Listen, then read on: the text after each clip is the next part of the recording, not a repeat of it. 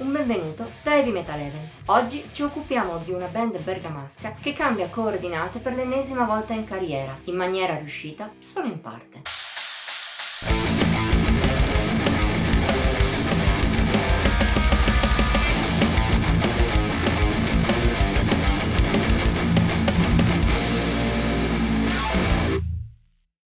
Nel mondo del metal esistono gruppi che non cambiano mai stile, che fanno della costanza la loro forza, e altri invece in continuo mutamento. La maggior parte delle band si trova in una zona grigia, più o meno vicino a questi due estremi, ma c'è anche chi invece si spinge molto verso di essi. Per esempio, i Nemesis Inferi sono parecchio vicini al secondo.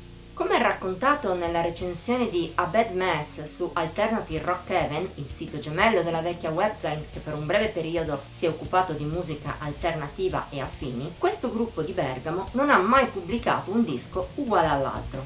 Nati negli anni 90 come Playmobil, nell'esordio Life Dimension of Death mescolavano in maniera originale doom, thrash e death. Cambiato nome in Nemesis e poi in quello definitivo, all'inizio hanno virato sul black sinfonico per un paio di dischi, per poi svoltare ancora in maniera radicale col groove metal di Natural Selection del 2015. Il già citato A Bad Mess poi cambiava per l'ennesima volta, col suo alternative hard rock metal dalle diverse influenze.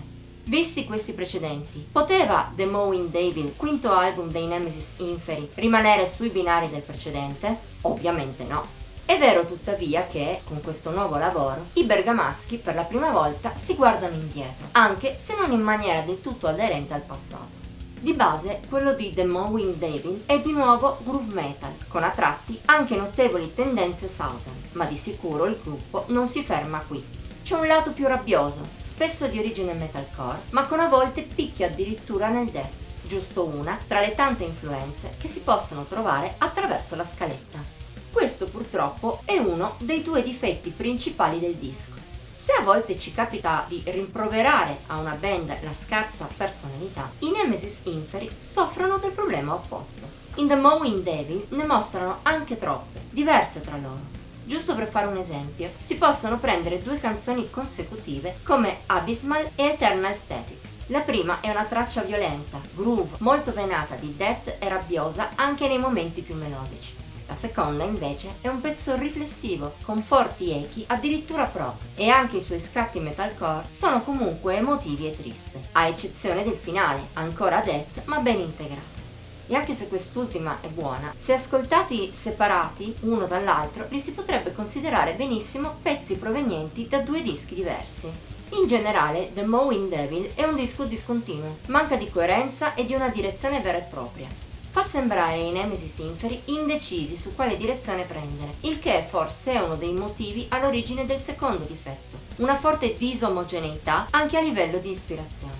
Al di là del fatto che neppure i pezzi migliori sono da urlo, la pecca maggiore è che la scaletta oscilla di continuo, con qualche pezzo anche ottimo, ma anche tanti discreti, e non ha più, e anche un paio di vere cadute di stile, il che rende il disco anonimo, scorrevole, ma di sicuro non memorabile. Sono in effetti giusto una manciata i pezzi che rimangono in mente. A riuscirci meglio sono Anthem e Numbing Existence. La prima tiene fede al suo titolo, essendo quasi un manifesto per le componenti maggiori del suono di The Mowing Devil, e si segnala per la sua facilità di ascolto, specie nel ritornello, e per le buone trame strumentali.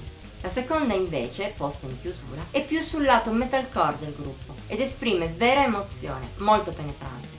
Al massimo si possono citare anche The River, pezzo abbastanza sentito, e Demon Spell, che mostra il lato più southern e anche quello più orecchiabile dei bergamaschi. Tutto il resto però non lascia granché il segno. Per concludere, con le sue montagne russe, The Mowing Devil alla fine si rivela piacevole, ma non va molto oltre. Dalla sua ha il fatto di essere comunque particolare e tra alti e bassi il suo livello medio si rivela discreto. Oltre a questo è ben suonato e ha una buona carica se lo si vuole usare per esempio come disco da strada. Tuttavia stavolta i Nemesis Inferi non ci hanno soddisfatto come ai tempi di A Bad Mess. Pur non essendo certo scadenti, stavolta hanno perso parte della quadra che avevano trovato col disco precedente. Che dire se non che speriamo riescano a ritrovarla e che il prossimo disco sia ben più che gradevole. Voto di Heavy Metal Heaven 71 su 100. Per oggi abbiamo terminato. Se ti è piaciuta la recensione metti like, condividi e commenta. Ti esortiamo inoltre a iscriverti al nostro canale e a cliccare la campanella degli avvisi per non mancare neanche uno dei nuovi video che pubblichiamo ogni settimana. Puoi infine trovarci anche sui nostri social, Facebook, Instagram e Pinterest. I link sono in descrizione. Ci vediamo la prossima volta.